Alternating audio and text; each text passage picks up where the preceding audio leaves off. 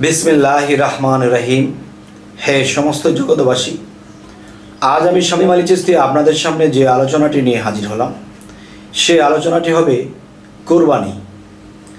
कुरबानी शब्देर अर्थ कि, कुरबानी कत प्रकार एवं कुरबानी करले कि हय एवं कोन कुरबानी कत प्रकार एवं कोन कुरबानी कोन काजे लागे एवं शरीयतेर कुरबानी एवं मारेफातेर कुरबानी এই বিষয়ে আমরা আলোচনা করব, ইনশাআল্লাহ বোঝার চেষ্টা করব।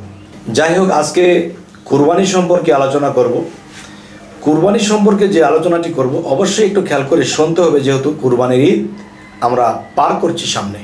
যেমন কুরবানি শব্দের অর্থ কি? কুরবানি শব্দের অর্থ ত্যাগ করা, ত্যাগ করা। কুরবানি করা মানে ত্যাগ করা। এখন ত্যাগ করব কি?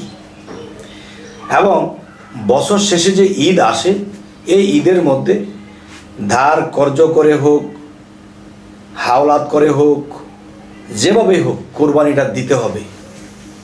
তাহলে এই যে কুরবানিটা দেওয়া হচ্ছে, তো এখন কেউ কেউ ভাবছে টাকা নেই, গেছে বছর তো সুন্দর দিয়েছি, এবার তো টাকা নেই, তারপর ধার কর্জ করে হলেও এটা সেরে ফেলে। মানে এটা ফরজের মতো গণ্য করা হয়ে গেছে মানুষের মধ্যে। মূলত এটা যার তৌফিক আছে সে করবে, তৌফিক যার নেই সে করবে না। যাই হোক, কুরবানি কত প্রকার। একটি কুরবান হলো যে তোমরা পশু জবাই করো বা পশু কুরবান করো। তাহলে এই পৃথিবীতে মুসল্লি যারা, নামাজি যারা, অজু করে যারা এবং বাহ্যিক জগৎ মানে বাহ্যিক শরীর যারা অজু করছে, নামাজ পড়ছে, আর বাহ্যিকের পবিত্রতাই তারা মূলত পবিত্র ধরে নিয়েছে। মূলত এই দেহের যারা অজু করতেছে তারা কিন্তু আত্মার অজু জানে না। আর আত্মার যদি পাপের ময়লা থাকে তাহলে সেই আত্মাটা কোথায় যাবে? সেই আত্মাটা দোজখবাসী হয়ে যাবে। তাই আমি বলবো যে বাহ্যিকের যারা অজু, রোজা, নামাজ পড়তেছে, এটা হলো মুসল্লিদের কাতার। এরা কি জানতে পেরেছে? আল্লাহ বলেছে তোমরা পশু কুরবান করো। তো পশু কুরবান করো এই কথাটা শুনে পশু কুরবান করতে শুরু করেছে। ছাগল, ভেড়া, গরু, ওট, মহিষ, দুম্বা। আচ্ছা, তাহলে শরীয়তের জ্ঞানে যেটা ধরেছে যে পশু কুরবান করতে হবে, গেল এই পশুর সাবজেক্ট। এবার আসি যে হাকিকত ও মারেফত। হাকিকত ও মারেফাতে গেলে সেই কুরবানিটা কি? সেই কুরবানিটাও একই কথা আল্লাহ বলেছে যে কুরবানি করো, তার মানে ত্যাগ করো, তোমরা পশু কুরবান করো। তার মানে মানুষের মধ্যে পশুর স্বভাব আছে। পশুর স্বভাব যে মানুষের মধ্যে আছে সেই স্বভাবটাকে ত্যাগ করতে বলা হয়েছে। সেই স্বভাবগুলো কি কি?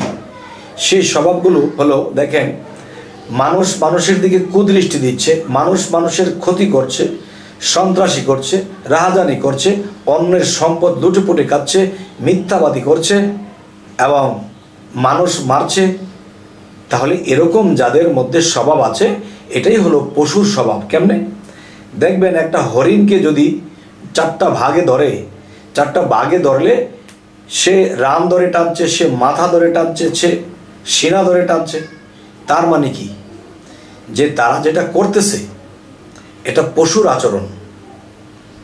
জীবিত জিনিসটাকে মারলো এবং ছিঁড়ে বিড়ে খাচ্ছে, কে কার আগে খেতে পারে।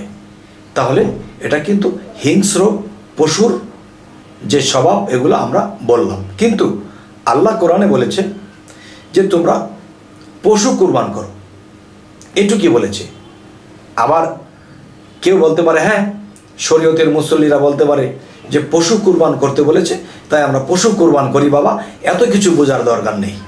দেখেন, এই কোরআনটা কিন্তু জ্ঞানী সম্প্রদায়ের জন্য এবং জ্ঞানী ব্যক্তিদের জন্য। আর জ্ঞানী কাকে বলবো? দেখেন, কোরআনে কয়েকটি জায়গায় বলেছে, বিশেষ করে সূরা হামিমের মধ্যে গেলে দেখা যায় যে কিতাবুন ফুসসিলাত আজাতু কোরআনান আরাবিয়ান, অর্থাৎ এই এক গ্রন্থ আরবি কোরআন রূপে অবতীর্ণ, এর বাক্যসমূহ জ্ঞানীদের জন্য। তাহলে কোরআনটা কি কাদের জন্য বলা হয়েছে? জ্ঞানীদের জন্য। তাহলে জ্ঞানী কারা? এলেম জানলেওয়ালা ব্যক্তি হলো জ্ঞানী, এবং যারা আল্লাহত্ব জ্ঞান লাভ করেছে তারাই হলো জ্ঞানী। তাহলে আমি যতটুকু জানি অতটুকুই আপনাদেরকে বলবো, যদি আমরা সকলে বুঝে এটাকে মানি। যেমন পশু কুরবান করো, এতে শরীয়তের সাবজেক্ট, তারা পশু কুরবান করছে। আর যে কুরবানির শব্দের অর্থ ত্যাগ করা। আমি যদি বাহিরের গরু বাছুর ভেড়া ছাগল যদি আমি কাটি বা জবাই দিই, তাহলে কি ত্যাগ করেছি? তাহলে আমার ভিতরে যে পশু আত্মা সেটা কিন্তু রয়েই গেছে। আর সেই পশু আত্মা নিয়ে মানুষ পশু কিনতে যায়।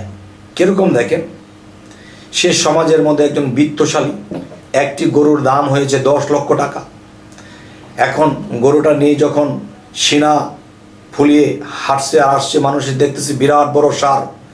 জিজ্ঞাসা করতেছে, ভাই সারটা কত হয়েছে? কিনেছে 10 লাখ, সে বলতেছে 18 লাখ 20 লাখ টাকা হয়েছে। তাহলে বাহ্যিক কুরবানি এটা তো হচ্ছেই না ঠিক মতো। তার মধ্যে আবার মিথ্যা বলেছি, 8 লাখ বাড়িয়ে দিয়েছি।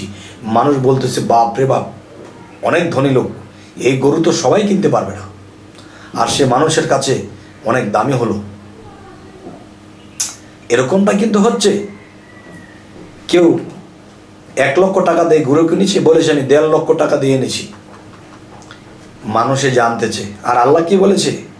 তোমরা আমার পথে কিছু ব্যয় করবে, খরচ করবে, এতিম মিসকিনের প্রতি তোমরা খরচ করবে, ব্যয় করবে। তোমরা কিন্তু এটা বলেও না, বললে কিন্তু তোমরা আমার গীবত করলে। যাই হোক, আসলে কথা যেটা সেটা হলো, শরীয়তের আইনে এই গরু মহিষ জবাই তো দিতেই হবে। আর এটা জবাই দিয়ে দেখা গেছে গরিব লোকেরা সারা বছরে 1 টুকরা মাংস কিনে খাবার তৌফিক হয় না। যা আইন করা হয়েছে এর থেকে একটু বেশি দেওয়ার চেষ্টা করবেন, গরিব মিসকিন খাক, কিন্তু আপনার মতো ধনী লোক ইচ্ছে করলে প্রতিদিন খেতে পারেন। তাহলে নিজের কাছে না রেখে গরিবদের মধ্যে বন্টন করে দিন, তারা যেন বছরেও একদিন খেতে পারে না, তারা একটু পেট ভরে খাক। তবু এই গরু জবাইটা, এই কুরবানিটা শরীয়তের মতে দেওয়া হয়েছে। তবু দেখা গেছে যে কিছুটা হলেও আল্লাহ সন্তুষ্ট হবে, যে সে নিজে খাওয়ার চেষ্টা করেছে কম, কিন্তু গরিব মিসকিনদেরকে দিয়েছে হরদম। আচ্ছা, তাহলে যে আলোচনাটি করলাম যে কুরবানি শব্দের অর্থ যদি ত্যাগ করা হয়, তাহলে নিজের মানুষের মধ্যে সেই পশু আত্মা বা সেই পশুকে ত্যাগ করতে হবে, সেই পশুর স্বভাব ত্যাগ করতে হবে। এটাই মূলত কুরবানি। এখন শরীয়তের মানুষে বলবে, বিভিন্ন কিছু বলবে, কিন্তু দেখেন যে এটার হাকিকত যদি অর্থ করতে যান, কুরবানির শব্দের অর্থ ত্যাগ করা, তাহলে কিন্তু এই কথাটি আসে যে নিজের মধ্যে সমস্ত পশুর স্বভাবগুলো ত্যাগ করা। আচ্ছা, এই ত্যাগগুলো কিভাবে করতে হয়? আপনার খারাপ দিকে দৃষ্টি দিতে ইচ্ছে করেছে, সেই দৃষ্টিকে ফিরিয়ে এনে আল্লাহর দিকে মন দিয়েছেন, ওটাকে ত্যাগ করেছেন, এটাকে একটা কুরবানি বলা হয়। আপনি অন্যের সম্পদের দিকে লোভ করেছেন, একে কিভাবে আত্মসাৎ করা যায়? যখন এরকম মনের সৃষ্টি হয়েছে, এটা কোত্থেকে? এটা পশু আত্মা থেকে হয়েছে। তখন সেখান থেকে মনটি ঘুরিয়ে আল্লাহর দিকে দিয়েছেন, তখন আপনি একটা কুরবানি করলেন। আমি যে কথাগুলো বলছি, এই কথাগুলো কোরআন অনুসারে কাটা যাবে না। আর আপনারা যদি কাটতে পারেন আমাকে কমেন্টে জানাবেন। আমি যে সব শিখে ফেলেছি তা নয়, আমাকেও শুধরাতে হবে। যদি কেউ পারেন তো আমাকেও শুধরিয়ে দেবেন। আমি তো যতটুকু আল্লাহ সমর্থ দিয়েছে ততটুকুই বলি। আচ্ছা, তাহলে আমি 1 বছর ভালো চলবো, ভালো খাবো, এমন কিছু সম্পদ আমার কাছে আছে, কিন্তু কাল পরশু খেয়ে থাকবে এমন সম্পদ বা এমন খাবার এমন ব্যক্তির কাছে নেই, তার না খেয়ে থাকতে হবে, কিন্তু আমার কাছে 1 বছরের খাবার জমা আছে। তখন সে 1 বছর কোত্থেকে খাবো এদেরকে দিয়ে দিলে, তখন সেটা মন থেকে ত্যাগ করেছি যে আল্লাহই চালাবে, এখন সেই লোকটি অবস্থা খারাপ, তাকে দিই, তখন এখান থেকে আমি তাকে দিয়ে দিলাম। তাহলে আপনার লোভ বা সামনের খাবেন সেটাকে আপনি কোরবান করেছেন, তার মানে সেটাও ত্যাগ করেছেন যে আল্লাহ যদি খাওয়ায় তাহলে খেতে পারবো, কিন্তু এগুলো আমরা গরিবকে দিলাম। তো এরকম বহু কুরবানি আমাদের করতে হবে। আর এই কুরবানি যদি কেউ করতে পারে তাহলে সে আল্লাহকে লাভ করবে, আল্লাহ তার প্রতি সন্তুষ্ট হবে। তবে হে সমস্ত জগতবাসী, জানি না আজকে আপনাদের কাছে কি আলোচনা করলাম, তবে যদি মনে করেন যে আমার আলোচনায় ভুল আছে অবশ্যই তুলে ধরবেন, আর যদি ভালো লাগে তো আলহামদুলিল্লাহ। তো আমাদের চ্যানেলটিকে অবশ্যই সাবস্ক্রাইব করে রাখবেন, পরবর্তীতে যেন ভালো আলোচনা এনে দিতে পারি। তো সকলেই ভালো থাকবেন, আল্লাহ হাফিজ।